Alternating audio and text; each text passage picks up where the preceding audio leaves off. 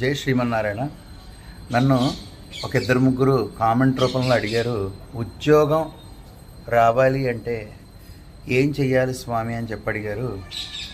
శాస్త్రంలో ఒక వాక్కు ఉంది, అదేమిటయ్యా అంటే రామాయణంలో రామ పట్టాభిషేక సర్గని ప్రతిరోజు ఉదయాన్నే 11 సార్లు గనక పారాయణం చేస్తే ఒక 11 రోజుల పాటు అతి తొందరగా మీకు ఉద్యోగం అనేది వస్తుంది. అంతేకాకుండా ఉద్యోగంలో ఏమైనా ఇబ్బందులు తలెత్తున్నా, మీకు ప్రమోషన్ రావాలి అన్నా కూడా ఈ రామ పట్టాభిషేక సర్గం ఏదైతే ఉంటుందో ఆ సర్గని రోజు 11 సార్లు శుచిగా కూర్చుని చదువుకోండి, పారాయణం చేయండి.